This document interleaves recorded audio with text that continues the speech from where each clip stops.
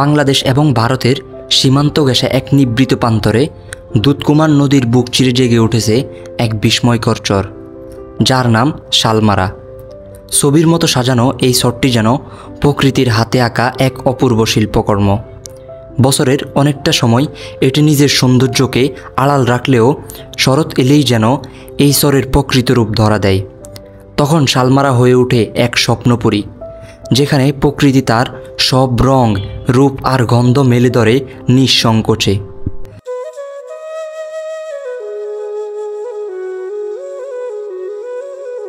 শরতের হালকা রোদ, নীল আকাশ আর স্নিগ্ধ বাতাসের সঙ্গে কাশফুলের মিলন এখানে গড়ে তোলে এক অপার্থিব দৃশ্য। চরের বিস্তীর্ণ মাঠ জুড়ে ফুটে ওঠে অসংখ্য কাশফুল, যেগুলো দূর থেকে দেখতে সাদা মেঘের মতো মনে হয়। বাতাসে দোল খেতে খেতে এই কাশফুলগুলো যেন নদীর বুক জুড়ে ঢেউ খেলে দেয়। তার মাঝে দাঁড়িয়ে থাকা ছোট ছোট মাটির ঘরগুলো সাদা আস্তরণে ঢাকা পড়ে যায়। সৃষ্টি হয় এক অনন্য সৌন্দর্য। নদীর জল এখানে স্বচ্ছ নির্মল। সূর্যের আলো যখন নদীর জলে পড়ে, মনে হয় যেন রূপকথার কোনো এক জলের দেশ। দূর থেকে দিগন্ত জোড়া আকাশ, তার নিচে বিস্তৃত সবুজ প্রকৃতি, আর মাঝে মাঝে দুধকুমার, যেন এক জীবন্ত পেইন্টিং। এখানে এসে মনে হয় সময় যেন কিছুটা ধীরে চলে, চারপাশে শুধু প্রশান্তি আর নিস্তব্ধতা। এখানকার মানুষ মূলত কৃষিকাজ ও মাছ ধরার উপর নির্ভরশীল। সহজ সরল এই মানুষগুলোর জীবনযাপন প্রকৃতির সঙ্গে একেবারে ওতপ্রোতভাবে জড়িয়ে আছে। তারা নদীর স্রোত বোঝে, মাটির গন্ধ চিনে আর প্রকৃতির ভাষা বুঝে নেয় না বলা কথায়। এই মানুষেরা প্রকৃতির সন্তান, প্রকৃতি তাদের ঘর। শালমারা শুধু একটি চর নয়, এটি একটি অনুভূতি, একটি নীরব সৌন্দর্য, যা চোখ দিয়ে দেখার চেয়ে মনে গেঁথে যায় বেশি। বিশেষ করে শরৎকালে যারা একবার এই চরে পা রাখে, তারা যেন ভুলে যেতে পারে না এই শান্ত অথচ প্রগাঢ় সৌন্দর্যকে।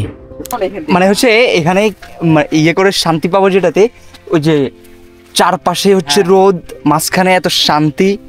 এই কারণে হচ্ছে এখানে ক্যাম্পিং করে শান্তি পাওয়া যাবে। যদিও আমি এখানে ক্যাম্পিং করতেছি না আজকে, আমি হ্যাঁ এই চরে ক্যাম্পিং করা লাগবে আরো।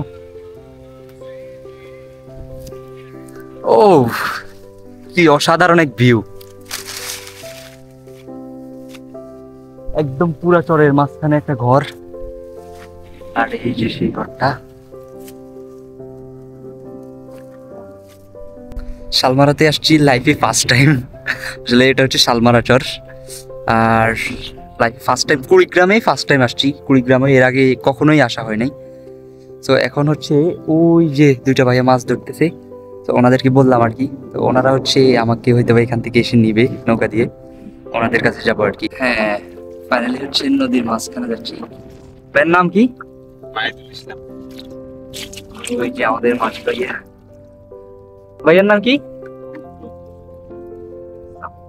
ভাইয়েরা হচ্ছে মাছ ধরতেছিল, আমি হচ্ছে ওনাদের সাথে এসে যুক্ত হলাম আর কি।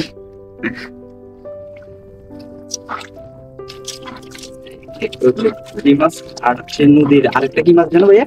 ওইরেলি মাছ। ওইরেলি মাছ এগুলা।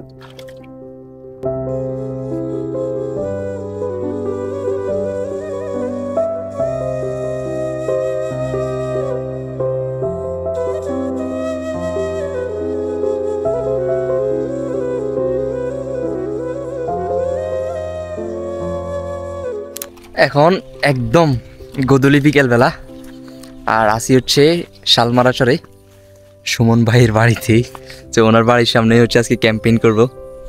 আপনাদেরকে ভিউটা দেখাই। এই যে আমার হ্যামকটা বাঁধা, আর ওই যে এটা হচ্ছে ভাইয়ের গরুর ঘর। বাট বর্ষার সময় এখানে মানে অনেক পরিমাণ পানি উঠে যায়। এই যে এটা হচ্ছে সুমন ভাইয়ের ঘর, আর এই যে ওপাশে যে গরুগুলো দেখা যাচ্ছে ওইগুলো হচ্ছে সুমন ভাইয়ের। এই যে সুমন ভাই, বলেন আমরা একটু হাঁটি। কি সুন্দর মুহূর্ত, কি বিউটিফুল প্লেস।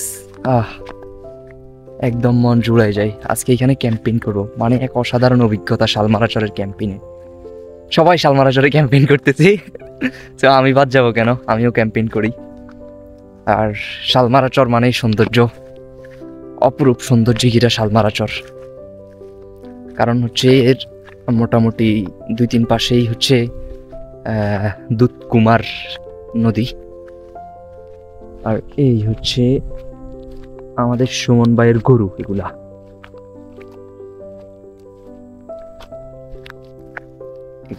সুমন ভাই হচ্ছে আর কি এই চরের ফেমাস ব্যক্তি। এগুলো হচ্ছে ওনার গরু, ওই জন্যই আসতেছে। ওকে ভিউয়ার্স, এবার হচ্ছে আমাদের ক্যাম্পেইন রেডি করার পালা। ক্যাম্পেইন বেসিক্যালি ওই জমিনটাতে রেডি করার কথা ছিল, বাট ওইখানে হচ্ছে পার্ট। সো ক্যাম্পেইন রেডি করতে হবে এখন এখানেই, মানে হ্যামকের পাশেই এখানে করতে হবে। সো এখানেও সুন্দর প্লেস, বিউটিফুল প্লেস। ওকে, রেডি করে আপনাদের সাথে দেখা হচ্ছে। ওকে ভিউয়ার্স, ফাইনালি হচ্ছে আমাদের একদম ক্যাম্পেইন ফুল সেট আপ। এই যে তাবু ফুল সেট আপ একেবারেই। তো এইখানে হচ্ছে আজকে রাত থাকবো অ্যান্ড এনজয় লাইফ। এখানে সুন্দর, আশপাশে হচ্ছে সব একদম, ওই যে দূরে একটা বাড়ি আছে সুমন বাড়ির বাসা, একদম চরের মাঝখানেই। আর হচ্ছে চারপাশে সব ভুট্টা ক্ষেত। এখন মোটামুটি রাতই বলা যায়, তারপরও কীরকম একটা মানে অন্ধকার এখনো হয় নাই। তো এই আর কি অবস্থা। ওই যে দূরে চাঁদ দেখা যাচ্ছে, চাঁদটা সত্যি কথা বলতে খুবই সুন্দর। আর হচ্ছে সাথে যে 2টা লাইট দেখা যাচ্ছে, এগুলো মূলত হচ্ছে সীমান্তের লাইট, ভারত সীমান্তের লাইট। আর সুমন ভাইয়ের বাসা হচ্ছে নদীর এই পাড়ে, আর সীমান্ত হচ্ছে নদীর ও পাড়ে। তো এখান থেকে নদীর দূরত্ব, মানে হচ্ছে নদীর না সরি, এখান থেকে হচ্ছে সীমান্তের দূরত্ব প্রায় 1 কিলো থেকে 1.5 কিলোর মতো। আর বসে বসে চাঁদ দেখতেছি এখন, আর কি করব। রাত্রিবেলা এখন তাঁবুর ভিতরেই। আর জিনিসপত্র আজকে সবগুলো হচ্ছে সাইকেল টাইকেল সবগুলোই হচ্ছে সুমন ভাইয়ের বাসায়। উনি হচ্ছে ঘুমাচ্ছে। এখন বাজে অলমোস্ট কয়টা, 12:30 বাজে বরাবর। আর হচ্ছে এখানে জিনিসপত্র বলতে এখানে আছে কি, পিলোটা আছে, আর হচ্ছে এখানে আমার লাইনারটা আছে, এই আর কিছু নেই। লাইনার আর পিলো ছাড়া এখানে কিছুই নেই, তাঁবুটাই আছে আর জাস্ট। আর বাইরের ভিউ তেমন একটা দেখা যাচ্ছে না, বাইরের ভিউ সকালবেলা দেখাবো বাইরের ভিউটা।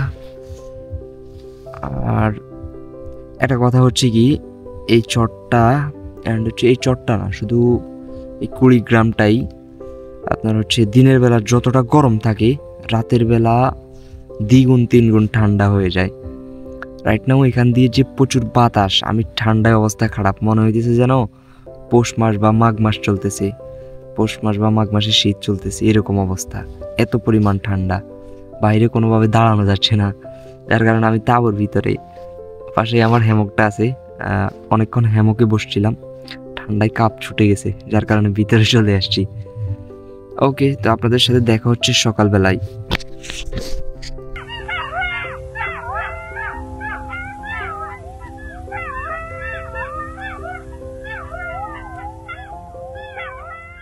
সকালটা যেন আলোর পরশে ধুয়ে যাওয়া এক নিস্তব্ধ কবিতা। শালমারার বুক জুড়ে শুধু শান্তি, স্নিগ্ধতা আর এক অপার মুগ্ধতা। এমন সকাল দেখে নয়, অনুভব করতে হয়। বিদায় শালমারা, তোমার সঙ্গে কাটানো এই সকালটাকে মনে থাকবে হাজারো বছর।